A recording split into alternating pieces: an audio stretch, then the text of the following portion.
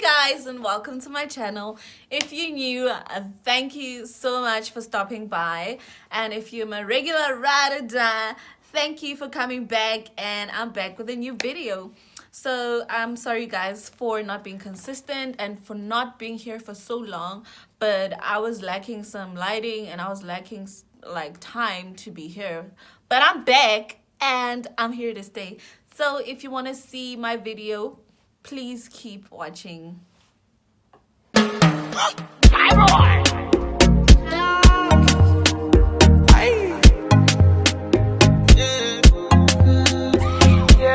at me, baby. How is that? Are you okay? Are you okay? Come to my bedroom, cause I've had it for you. So today I'll be telling you about my most toxic relationship. Basically, that is one of the most hardest things for me to talk about because there was a time in my life that I really just lost parts of me that I still cannot get back till this day. Mind you, this happened a couple of years ago, but it still it still just feels so brand new. Anyway, I'm gonna tell you guys about that. Yeah. So yeah, I was still a baby back then, and I was only starting out this dating thing. So I met a guy who is, yeah, a couple of years older than me, but not that old. Not a sugar daddy or anything, guys. No. No. So I met this guy, and yeah, basically apparently he had been hunting me down for a couple of years before that. And imagine, I was still a child, like I was a baby, but yeah, well, he finally got his claws into my skin, and I basically started dating him. So when the relationship started out, he seemed to have been a really nice, romantic guy. He did anything and everything to make sure that I get, like, basically, I was like, that I would just be so comfortable around him and everything. So yeah, the relationship proceeded and he was okay. He was like, for the entire year that we dated, or the first few months, he didn't even show signs of being anything other than just a normal okay guy who had just started making some money, working for a company and all of that. My friends liked him. My family eventually found out about him, and everybody liked him except my dad. But yeah, and anyway, as we were dating, there came a point where I started noticing that he was getting rather very, like, possessive. Like, he didn't want me to be anywhere without him. He was very controlling and aggressive. He would tell me what to do basically around people, and he would ask me questions like, why is he looking at you, why are your friends acting funny, and all of that alarming red flags that I obviously ignored because I was very much in love.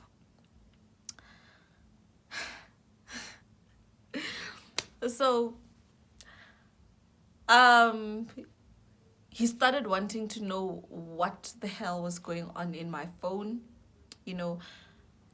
He would freak out if my phone was on vibrate and not on loud. He would basically just control me. That's how it started. So that escalated, and he started, well, I remember vividly on a particular day where he first assaulted me. We were somewhere around my hood, and he had parked his car by the side of the road, and I was refusing to come out of the house because I was very angry at him for accusing me for something I didn't do.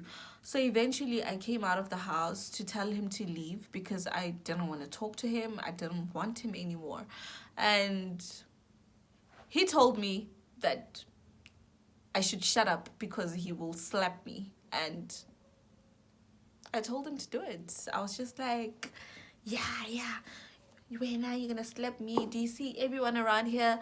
I'm gonna tell them, and you're not gonna get away with it. You're not gonna do anything. And he's like, okay, shut up. And he left. Still, that was a red flag that I ignored because I was in love.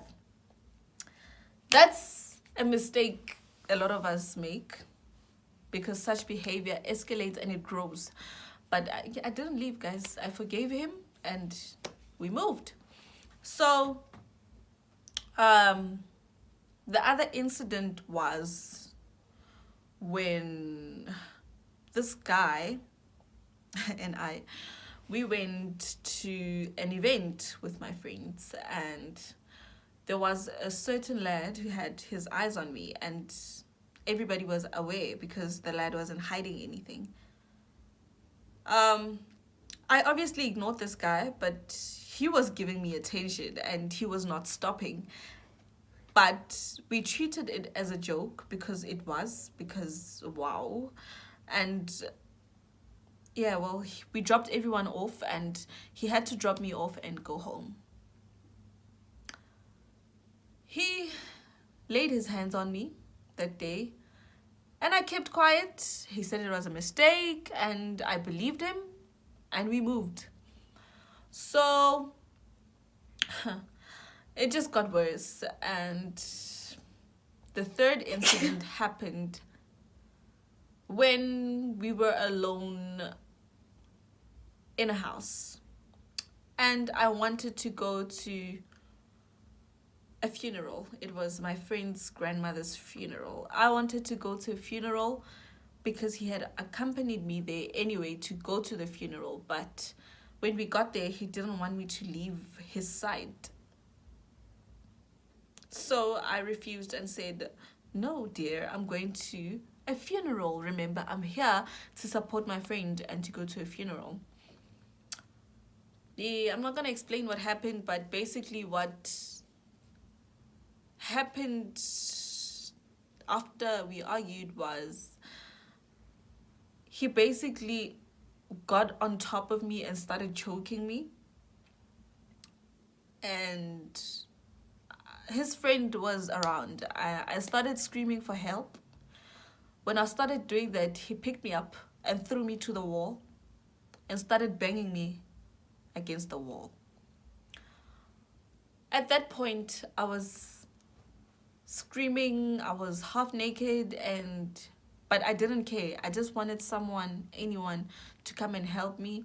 So he started punching me in my face, and I couldn't scream at this point because, man, I was just really accepting that I was gonna die in that room and I was never gonna get out. But his friend barged in and I escaped through the window. But I had nowhere to go, so I had to sleep in there with him because I had nowhere to go and I couldn't drive.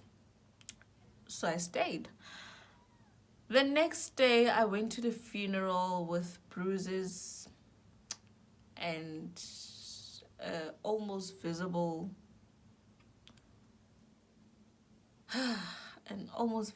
blue eye.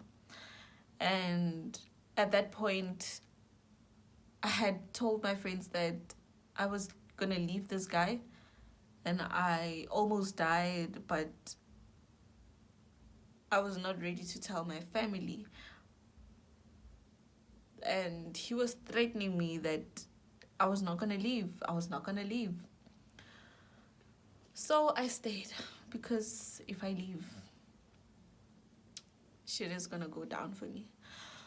So I stayed, and now something else happened.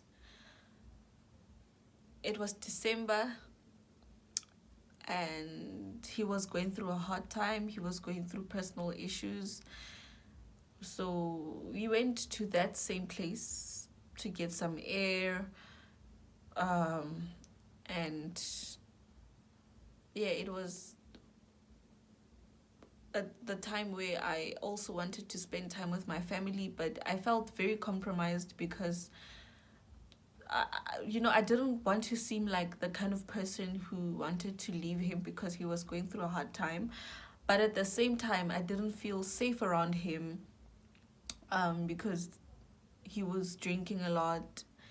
He was irrational. He was moody and stuff. So I don't even think I did anything to him that night. So we just slept, and in the morning he was just angry. I did nothing to that person at that particular time. I basically just stood up and asked him to accompany me home, and that was enough to make him want to kill me. I don't know what I did. Me wanting to just leave and go to my family was basically enough for him to want to end me. And he just I took my clothes and left, and he demanded that I come back in the house, and I said no. And he just lost it. He followed me outside and pulled me by my hand, and I requested that he must just not hold me so tightly, and that I was willing to talk to him, but he must just let go of my arm. So he told me that he was not gonna leave me, and I should just get back in the fucking house. But I refused with everything in me, because I somehow felt like if I went into that house, I was not gonna come out alive, because just by looking at his eyes, he looked like a vicious animal who was out to get blood. So, well, I fought, and I didn't go back into the house. I fought with everything, and I remember there was a family sitting outside next to the house that we were in, but they were elders and they couldn't do anything, right? So I basically just started screaming, and he kicked me, and I fell to the ground, and he just started kicking me some more, and kicking me until I couldn't move. And after he realized that I was just helpless, he then pulled me by my leg. After he pulled me by my leg, I had to get up. I had to fight and do everything that I could so that he couldn't drag me into that house. So I started really screaming until two guys saw everything and basically jumped the fence and jumped into the yard. And after they did that, he just got even angrier. He started kicking my face, he shoved me, he broke my phones in the process, and they took me to the family that was under the tree next door. And I called my family, and yeah. But after that, I was still manipulated into staying in the relationship, and I blame myself for that, because how could I not leave something that was causing me so much physical and emotional pain? It came to a point where he almost ran over my sister with the car unintentionally. I don't know, but he clearly saw that my sister was still getting out of the car, but he drove off. till this day, I can't confirm if that was intentional or not, but it is what it is.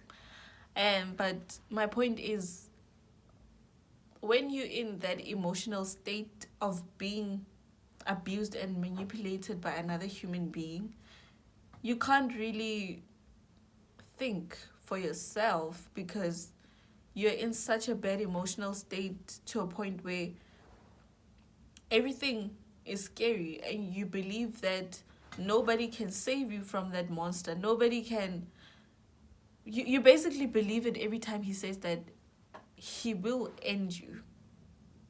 I felt like he could really just end me and nobody could save me from it.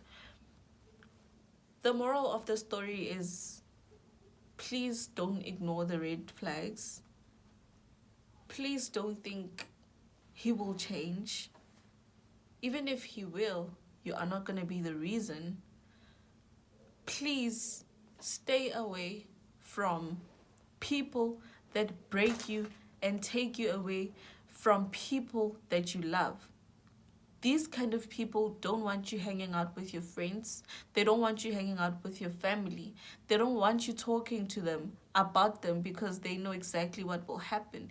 These kind of people don't want you to grow as a human being, because that makes them scared. That makes them feel like they're not enough, or they don't deserve you.